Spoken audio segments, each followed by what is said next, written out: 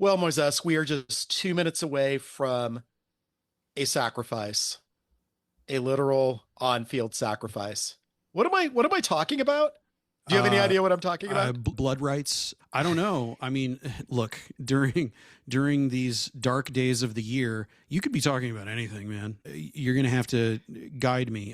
I don't know. I don't know where we're going, but I'm worried. I'll say that. Okay.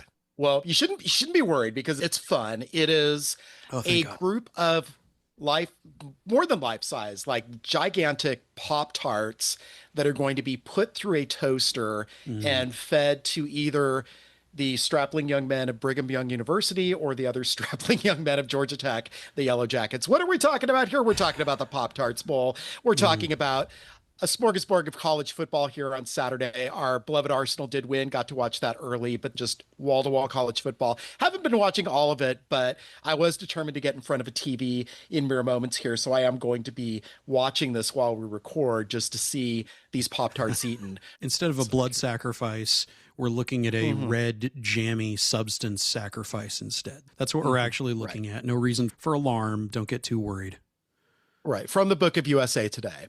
A new twist to the Pop-Tarts Bowl mascot this year is the creation of two mascot teams, Team Sprinkles and Team Swirls. Each team will be comprised of three different Pop-Tarts flavors. This new addition marks the second consecutive season that Pop-Tarts Bowl organizers have upped their antics with the mascots.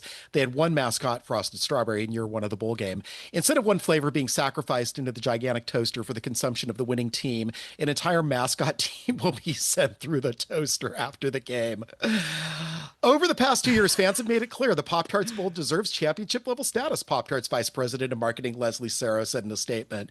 In true crazy good fashion, we're answering that call with the Pop Tarts Bowl experience designed for the fans, dubbing this year's game the People's National Championship.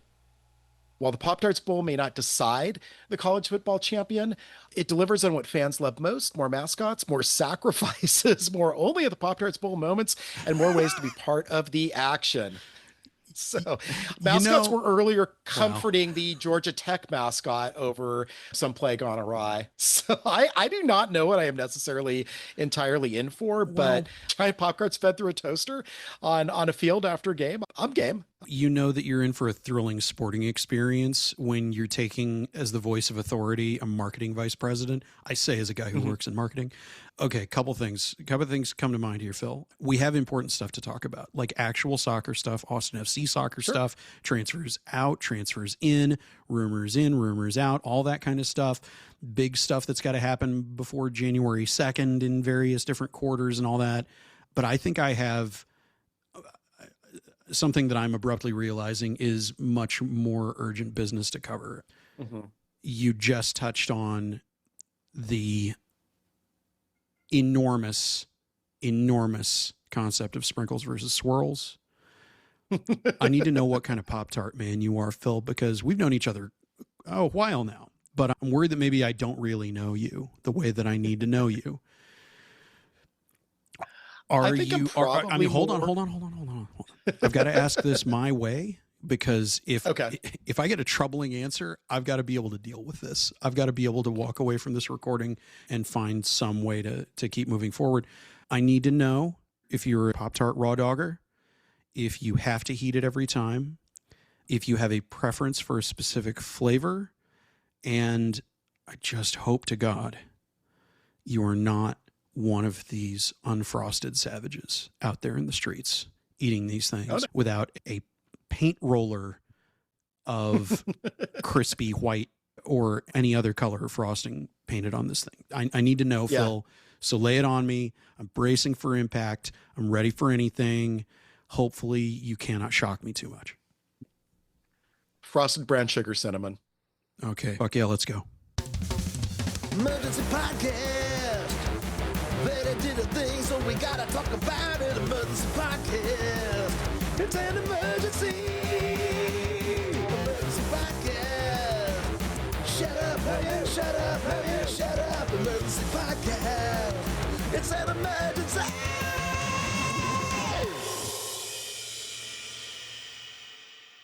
Hey, Hey, a hearty hello to you all, and welcome to Emergency Podcast, the Austin FC podcast where we talk about all the Austin FC emergencies, all the Pop-Tart emergencies, all the 2 days after Christmas. Not much going on in the way of news, but we had a whole bunch of fire hose worth of news before that. Moisés, how are you doing? How is this last week of 2025 shaping up for you?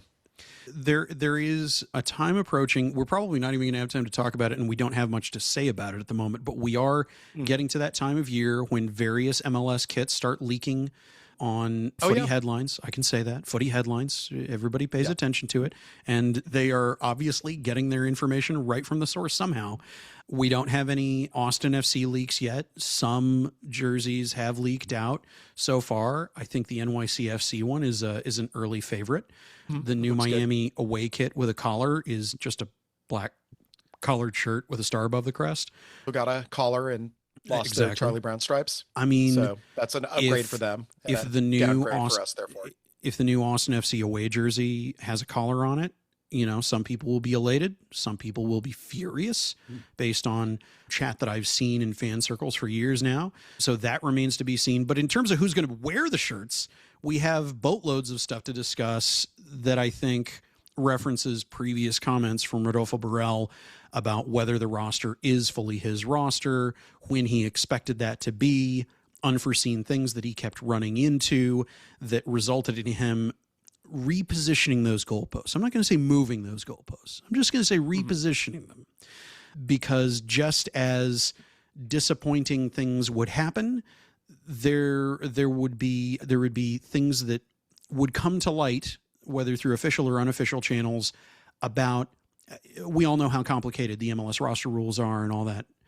but the exact nature of some of these contracts, the exact nature of some of these deals, the exact nature of some of the stuff that's going on.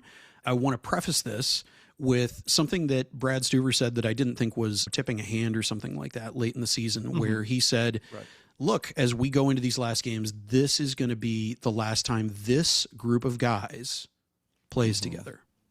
Yep. And he didn't mean one person in particular or two people in particular or people that were necessarily known to be on the way out or wanting to go this place or wanting to go this other place. But I think it was a very wise thing that he said, because we're going into a World Cup year.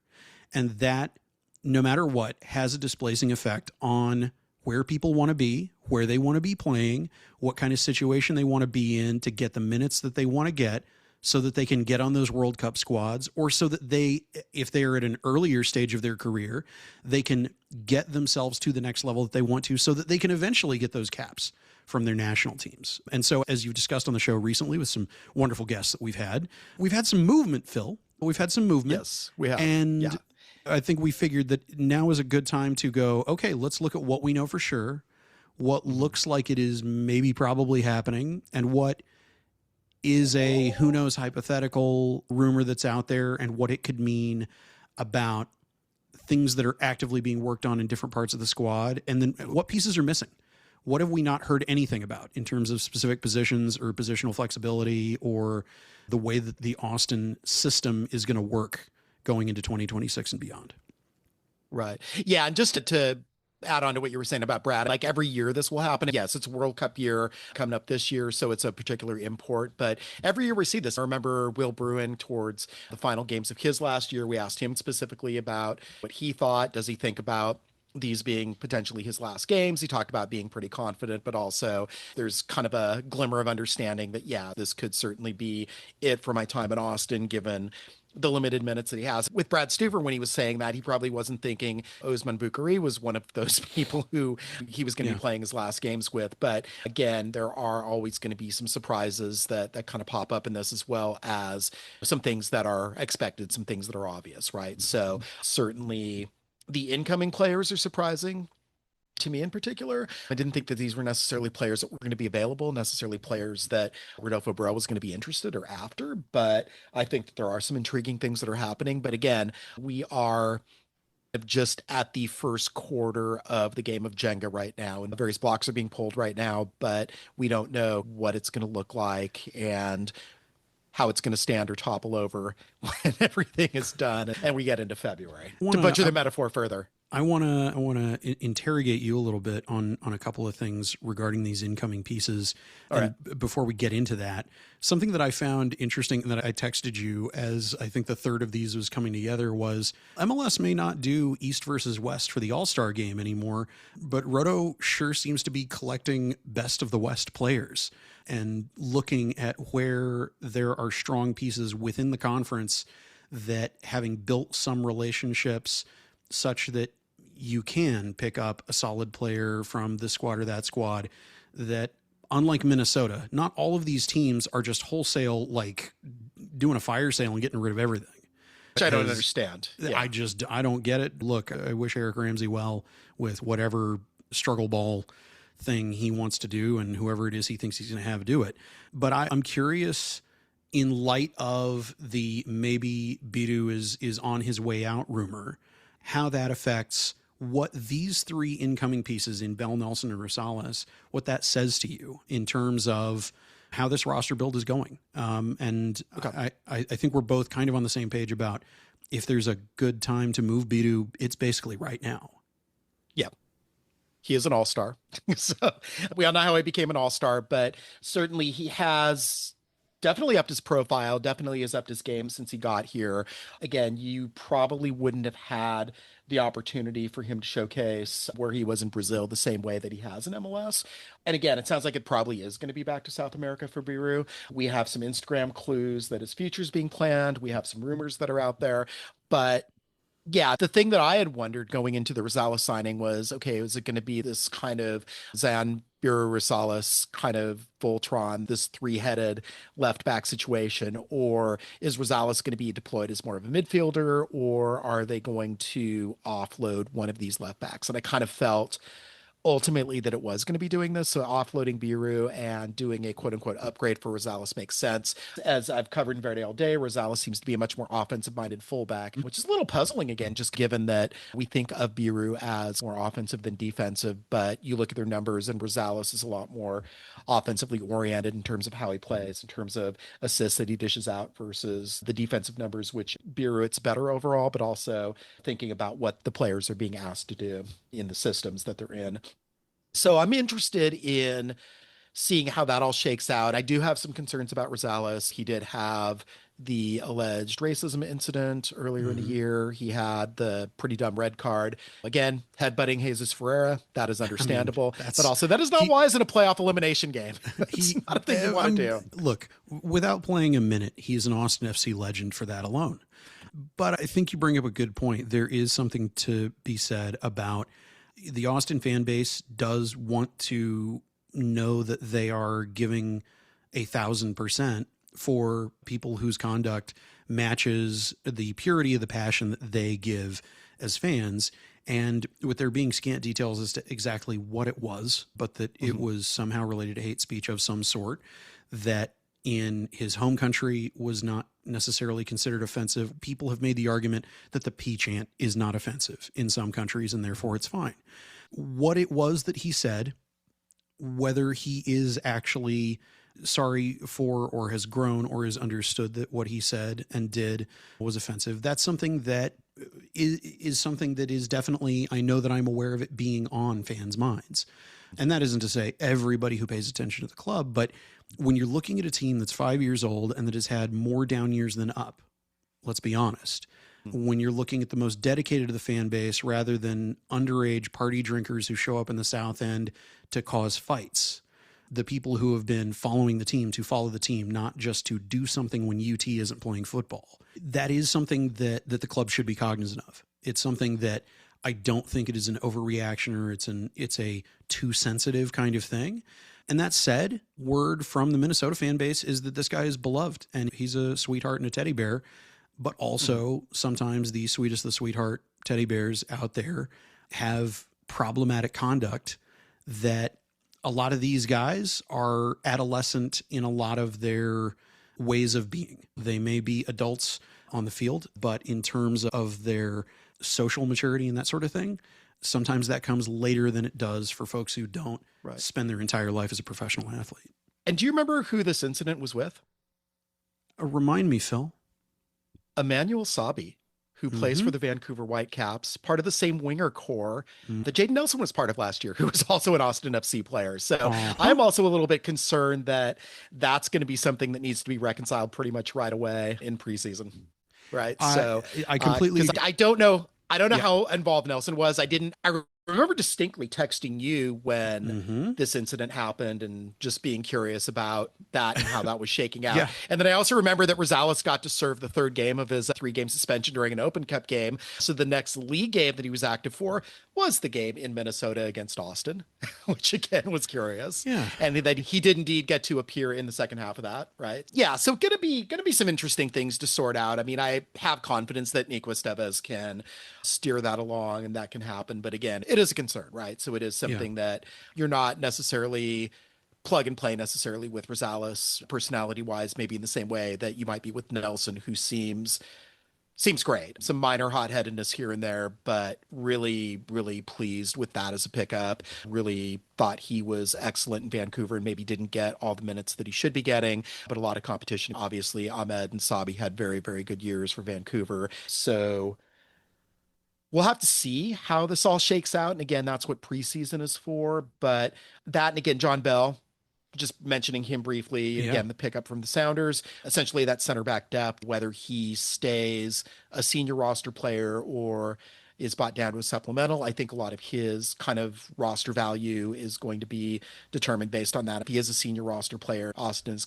quickly running out of senior roster spots, although I have a feeling that's going to reconcile in the next few weeks somehow. I don't think that buyouts were going to happen like right before Christmas, but I feel like on the other side of the Christmas New Year's holiday, we might be seeing some buyouts to gain some roster spots. I'll touch back on that in a bit when we get to some rumored stuff, but just on the 3 J's that are joining the squad, I think it's interesting that it speaks to MLS experience being valued in terms of knowing the league, knowing this conference for as long as this conference exists, which is scant time after 2026. And none of these feel like a Matt Hedges at all to me. Could one of them turn out to be a Matt Hedges? Maybe. But I'm much more bullish on these guys than I was FC Dallas's leftovers. And I think that one of the things that Nico Estevez doesn't get enough credit for, and I get that there are people I am never going to win over who have decided that Nico Estevez does not believe in offensive football, does not like scoring goals, does not like winning games. I'm not sure what they think a soccer coach actually wants to do in certain games. I think that MLS, we've talked about this, is an endurance test. It's an endurance test. It is one of the busiest calendars in world football. The level of travel alone, the wear and tear that takes is often fully underestimated, even after a player gets here. And it really hits them about a third of the way into the season. Having players that are used to that rigor of travel, that are used to the rigor of schedule, and to me, you want more players with more utility to them, like a Joseph Rosales. I'm not making a one-to-one comparison between him and John Gallagher, but in a dynamic, objective sense, you want players that have that positional flexibility, that are not as fixed in their ways of, oh, I just play this, or I just do this, or I just do this. You've got to be able to move these guys around, because we've talked about Josh Wolff's surprise funny trick that worked great in 2022, and then everybody figured it out and everybody knew how to counteract it. You have to have more dynamism of true total football, of flipping people all over the pitch. One of the reasons that I guess is, we'll get into talking about the departure of Bukari, is Osman was great. Osman was fantastic. Where he was put, he was constantly getting Michael Jordan double teamed and triple teamed. And him in isolation was what he ended up being in this roster build, which did him no favors. It did the roster build no favors. It's not that he is bad at soccer, far from it. It's just sometimes the chemistry just doesn't work, as that's chemistry. And I think that when you've got somebody like him who plays so incredibly well on the right and can play on the left in theory, but doesn't really play that well on the left, Speaking of positional flexibility. Exactly. You've got to change that up. You've got to figure something out. So I liked him a lot. He was one of my very favorite players on the team. I thought he had a tremendous ceiling of potential. But again, to me, the way that the roster ended up working out, it's like, do you build your entire roster around one winger just because he's a DP? They have to be a wide playmaker and they have to create chances. And precisely. He did some of that, but not enough of that. And in isolation, he was fun to watch, but not needing to do what he needed to do for this team. I mean, none of the DPs really have done that, actually, which is, again, kind of the story of pretty much every year, except for obviously 2022 with Driussi and the performance he had and the numbers that he was able to put up. Let me borrow a soapbox for just a sec. And I think one of the fallacies of the DP as a concept is that there is so much put on the shoulders of this will be the chosen one who will wield his father's lightsaber and banish the darkness, and just that this DP, this one piece, is going to solve everything. I think ends up, you're not going to always have a multi-generational talent like a Messi. You're not always going to have a multi-generational talent like Son Heung-min. You're not going to always get one of those when you're looking at the budget charge. With Buka, I think that said it as soon as the rumors started going around, if a player wants out, let him go. If they do not want to be here for any reason, let him go. And I don't say that with any kind of spite, but when you find out that his wife was not going to be able to get her visa renewed, that meant he would see his family 2 weeks out of the year. That's their sacrifices, and there are sacrifices that you just cannot make and be happy. And on top of that, he just was not getting the attention from the Ghanaian squad. And I'm going to say it right now, that man deserves to be in this World Cup. 100% deserves to be in this World Cup. I agree. And being in Europe is going to give him a better platform for that. And I wish him well. And I will love watching any minute of soccer that I get to see him play. Yeah, me too. By the way, speaking of sacrifices, Brigham Young has won the Pop-Tart Bowl, BYU. An 8-foot-tall Pop-Tart with a sign that says "Eat Me," who is going to go through this toaster machine momentarily. Okay. So that is on board. That is happening. Yeah, these Pop-Tarts are larger than these football players. It's quite a feat of engineering that has happened. Yeah. Do we talk about the big rumor out there? Let's do that. Let's do that. Let's talk about Tadeo Allende and what might or might not be going on with Celta Vigo, where Miami doesn't want to pay what Celta Vigo wants, apparently. Which is apparently $10 million. And to turn the loan into a full-on transfer. And if nobody makes a deal for him, he goes back to Celta Vigo on January 2nd. How likely do you think it is for a deal to get done before the new year?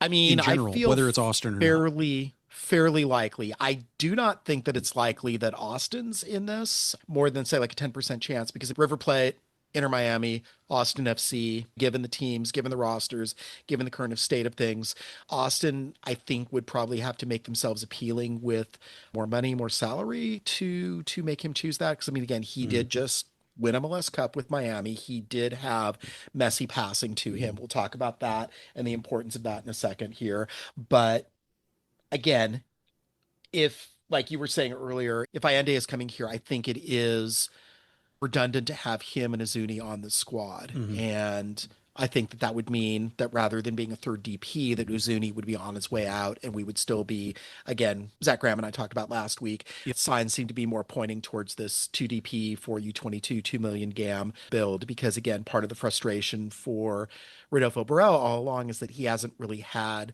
GAM to work with, and this is a mechanism that allows him to do this. And again, you could say that it's better to have a third designated player, but if none of your designated players are hitting and you can accumulate some TAM players who can make a difference and contribute, that's a way to do that. Of course, there's another way to get GAM into the coffers instantly, which is selling Owen Wolff, which we'll get into in a little bit here. Yeah. But I think, again, Allende, 11 goals in the regular season, 9 goals in the playoffs. So he had 20 goals in 40 games.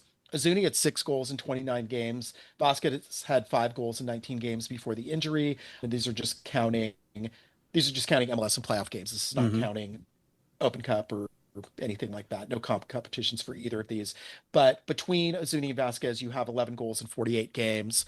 Allende played 8 less games than the two of them combined and scored almost twice as many goals. There's an argument to be made for Allende, but then again, and here are the numbers that I'm talking about. Lionel Messi, who is good at soccer, assisted Allende either a normal assist or hockey assist on 12 of those 20 goals. Of the 8 goals that Allende scored that Messi wasn't involved with, Jordi Alba had assists on 5 of them, and Luis Suarez had assists on 2 of them. So he's not necessarily the most self-reliant player. If you have three of the best players in world soccer of the last 30 years, you could argue pretty easily. Yeah. Feeding him passes, he's going to score.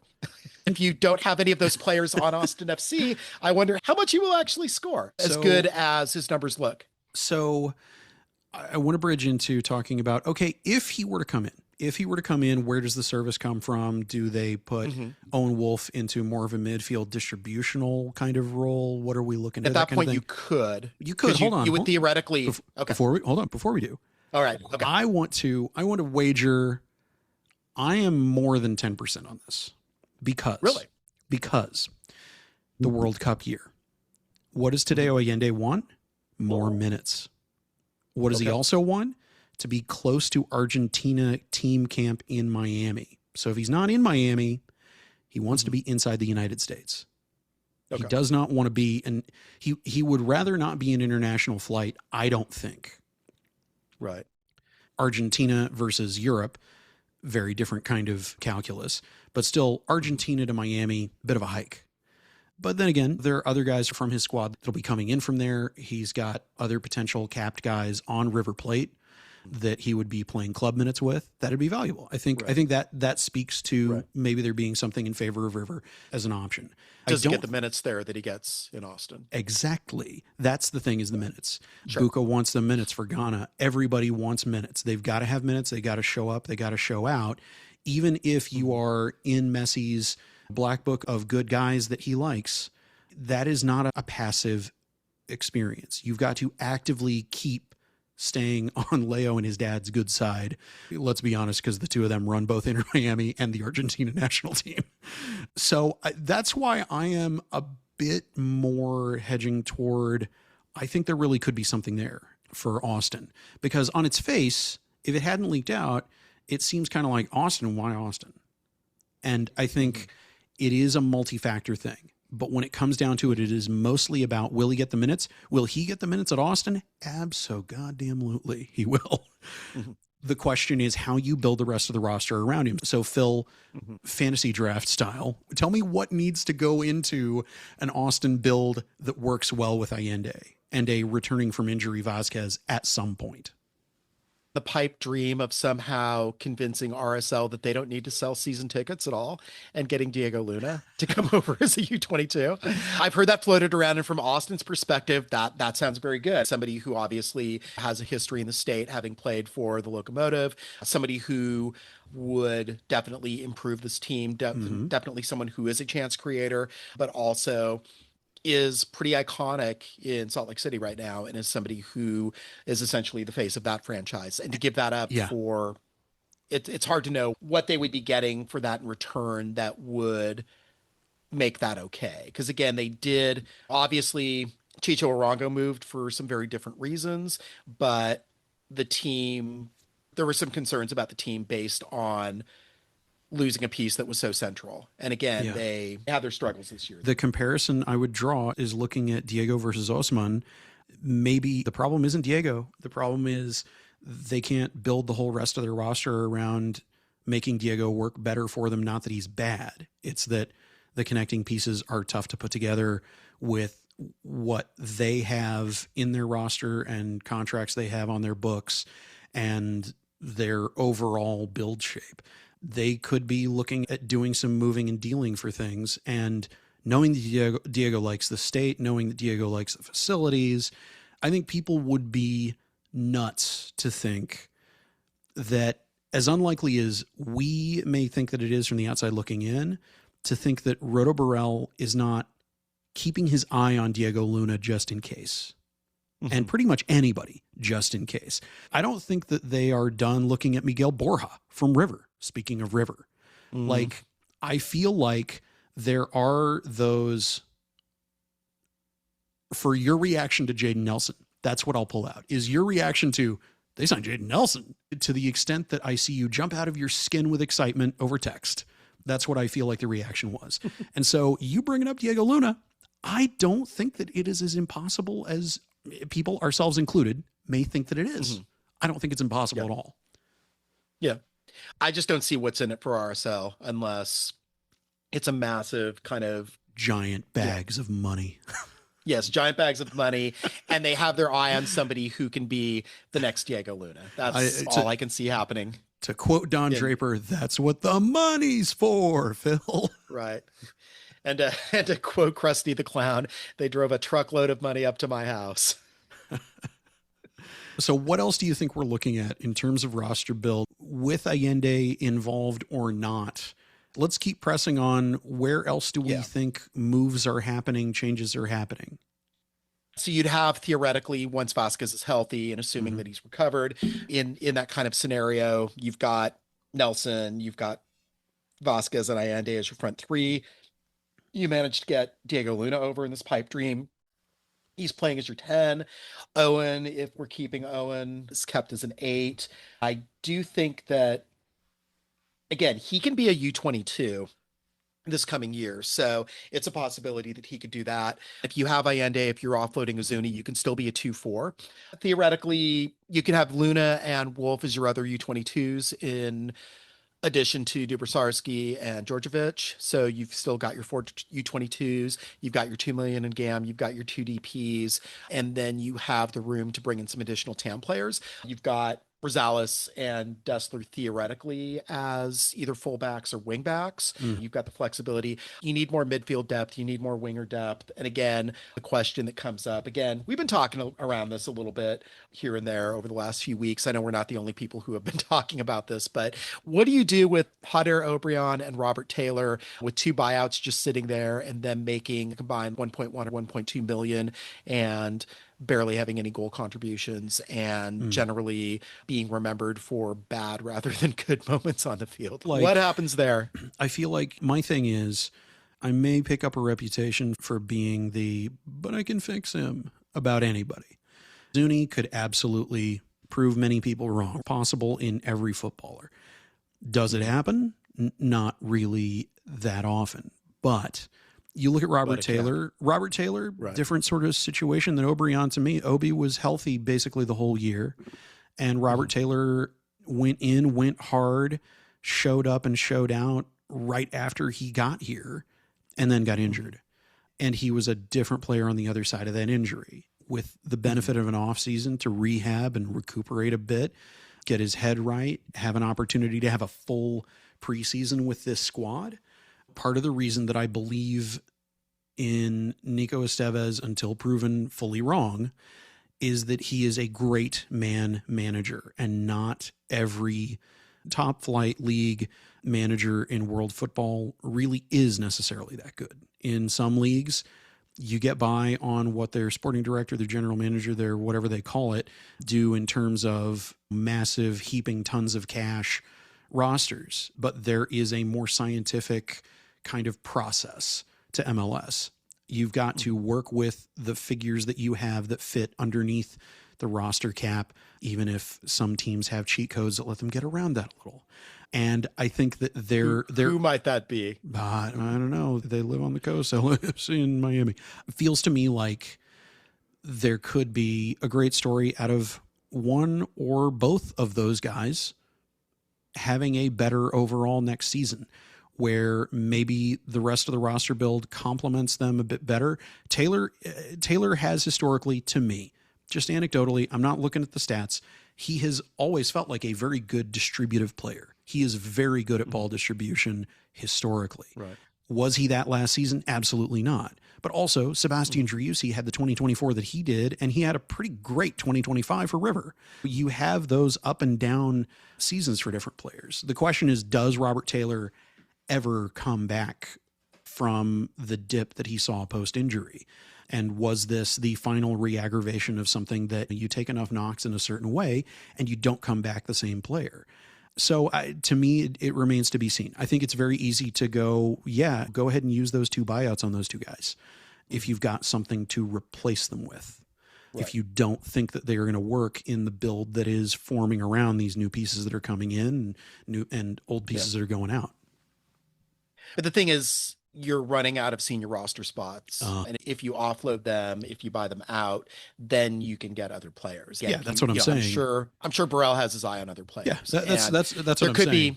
There could be a Robert Taylor redemption arc, but to build off what you're talking about, maybe that happens in Finland, right? So maybe he has to get back to his homeland in order to find what he'd lost. Maybe it is not necessarily going to happen in hot ass Austin.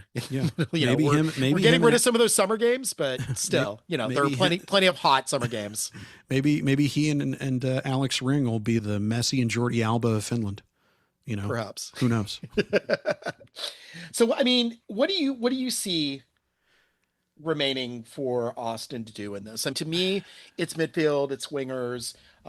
It seems like goalkeeper set. It seems like it's going to be Stuver with Loss backing him right now, and Loss is going to be spending this year learning, getting some cup competition games, things like that. And again, with Open Cup, Leagues Cup, plenty of stuff for him to do. But Leagues Cup and Open Cup, and I'm not remotely as worried about Damian Loss between the sticks for either of those competitions as much as we all became concerned with Stephen Cleveland, who showed up really big in Leagues Cup the year before, but then suddenly in Open Cup this year, oh boy, he showed up big after, okay.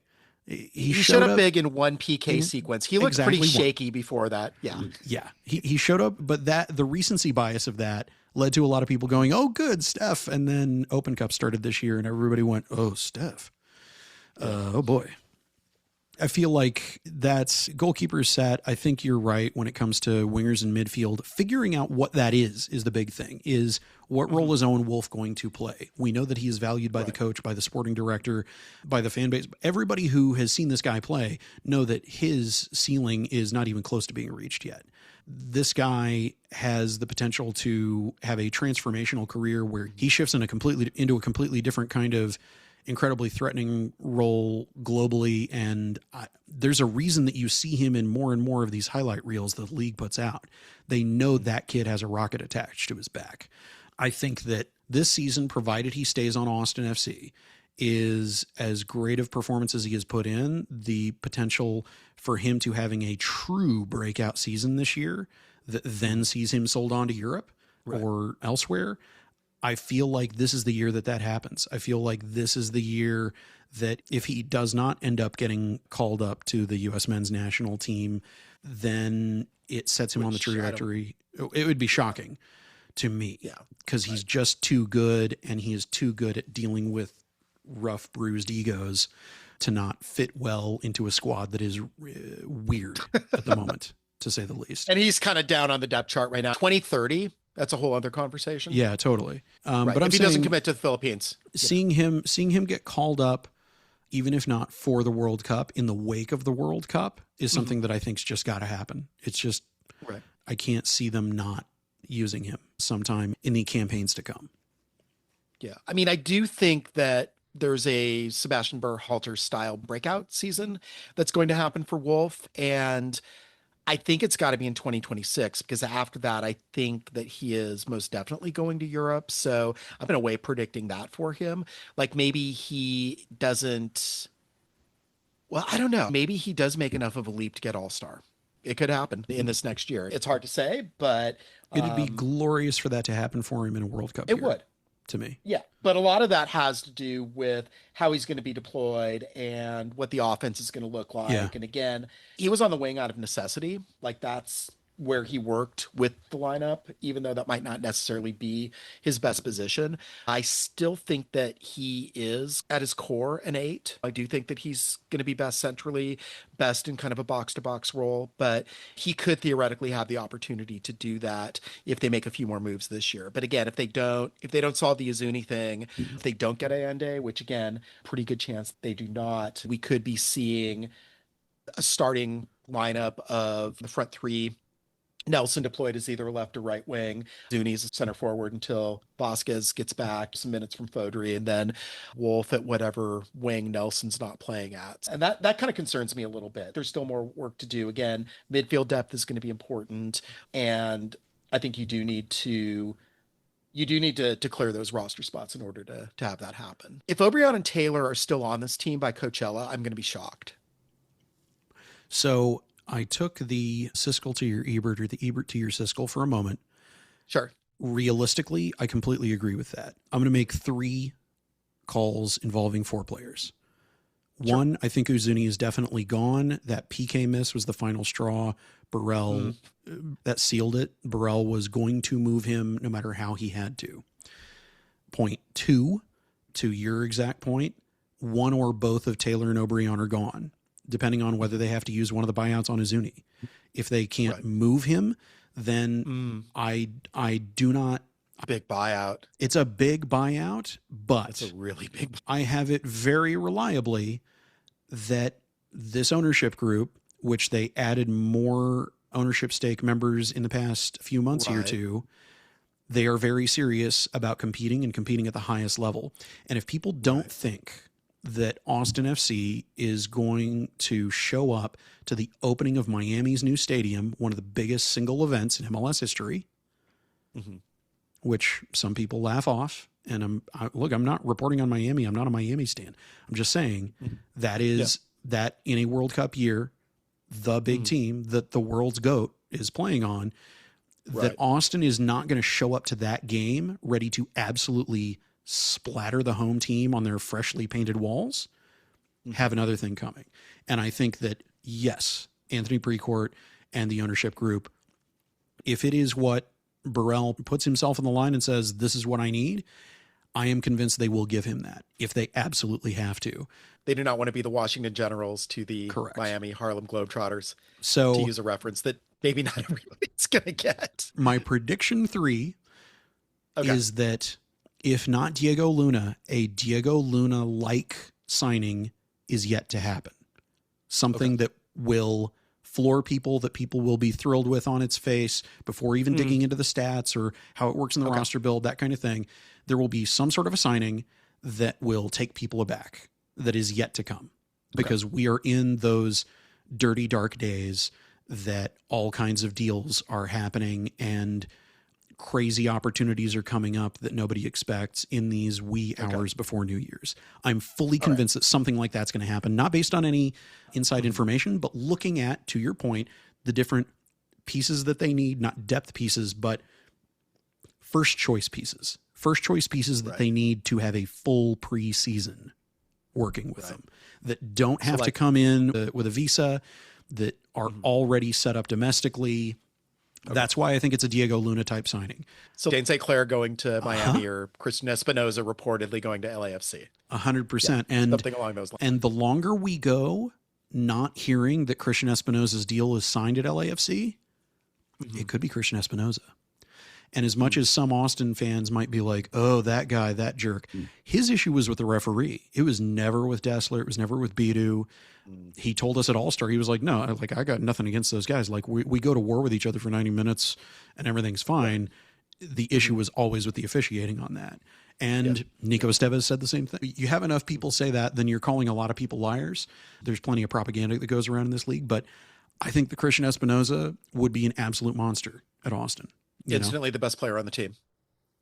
Tell me, let me put it to you, like right off the dome, how does the roster work with Christian Espinoza unexpectedly getting snatched out of the jaws of LAFC? Is Zuni still on this team? Zuni would not still be on this team. Right. Okay. Then, your front line when Vasquez is healthy, it's Nelson, Vasquez, Espinoza. Yeah, that's a good front three. He's a really good chance creator. So he scores, but he's also been accustomed to being this wide playmaker for all his MLS career, and he's done a really good job at it. I would be a little more excited about Luna just because I think he is more of a pure chance creator and because he is younger. And again, because he is also kind of going to be the linchpin of the U.S. men's national team, I think. So, and I think he would just be a little more fun overall, but I would be thrilled if it was Espinoza coming. Any other wish list stuff? Any other guys that even theoretically, hypothetically could be out there? Antoine Griezmann. So, okay. If we're looking at another winger. Give us Phil's version of if it's Antoine Griezmann, how does he fit in? Instantly, he's a right wing. Like, he gives you probably 2 to 3 years of flash. And again, you're still going to need a chance creator on this team. He can do some pretty spectacular stuff. And I'm not so worried about Austin finishing as I was all of last year. So I'm pretty sure the goals are going to get scored if it's him. But that's a ton of money. We'll probably get to see Victor Wembanyama at a few Austin FC games, which totally fine with me. That would be fun. I would like that. Wouldn't be bad. So, but again, new ownership people have come in to replenish the coffers a little bit, we're theorizing, but really how much? And again, yeah, Azuni, the Azuni buyout coming so soon after the Rigoni buyout, I think is going to be hard to stomach. I think if Uzuni doesn't get moved, they're going to try to figure out how to make it work for one more year, but that does concern me. I am concerned about, again, are they going to let him take another PK? What happens when he's in front of goal, one-on-one with the goalkeeper? Like, and is he going to flash back to those misses and that horrible stuff and get in his head? I would 100% again, worry about it. Yeah. Yeah. We've seen this propensity for him to get into his own head. Big time. And it's nothing against him personally. He's a lovely guy. And I feel for him. I think that's how he's wired. Yeah. He feels very deeply. He feels very deeply. And again, like, this is nothing against him personally, but thinking about potential players coming in who are hungry for those minutes and the hunger translating to focus where it didn't for him, his place on the Albanian national team, never in question. Right. Never in question. Tadeo Allende, he's got some stuff to prove. When you're looking at guys that want the minutes, it's not just they want the minutes, it's that they have something that they've got to earn. They have not already earned it and know that they are good. Like, Gareth Bale was never going to not start for the Welsh national team. Okay. Sure. Right. Right. But at the same time, he was 50 maybe. Yeah. At the same time, he was still Gareth Bale until he got into prime golf playing time. I think that there's got to be something big yet to happen in keeping with the big talk that Roto did of, look, the roster rules have proven yet more challenging than expected, and I need another transfer window to make some very important moves. And I think that however they make those, maybe they loan Uzuni out and they're willing to eat his salary charge as long as they're able to put his DP tag on somebody else and find a place that even if they are on the hook to pay his salary, which one of the big points that Roto made was when he had his new 3 DPs, their salaries together were less than Driussi's on its own. Right. Yeah.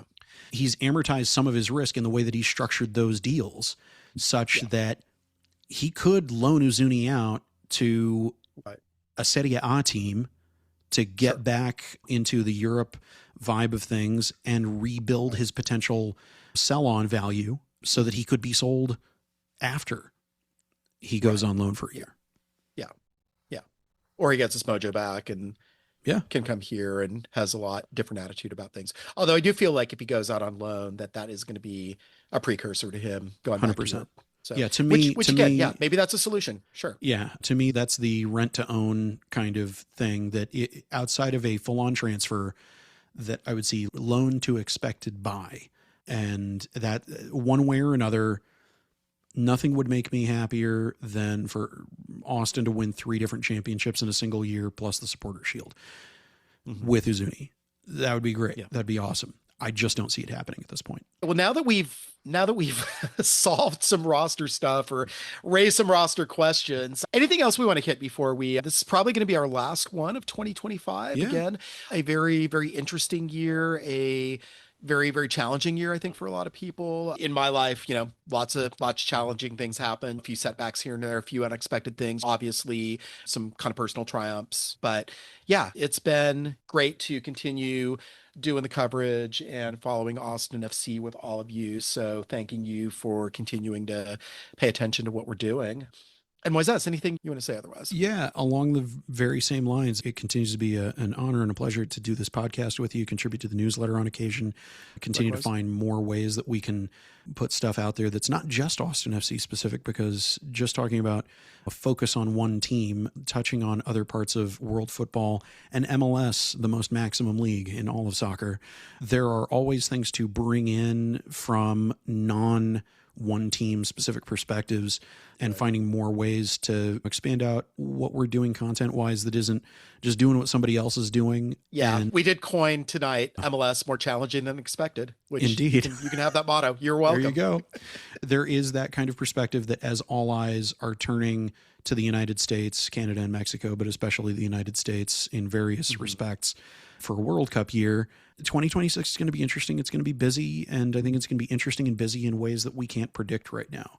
Life is more important than football, and sometimes football is life because it's preferable to life, right?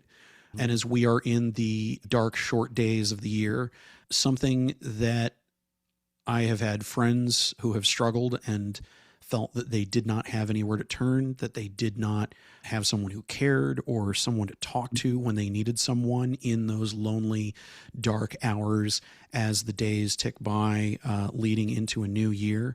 988 is there. It's the National Suicide Prevention Hotline, and there's always someone on the other end of that phone who is willing to listen, even if you don't think that that word applies to you or a situation that you're feeling or the way that you feel in life.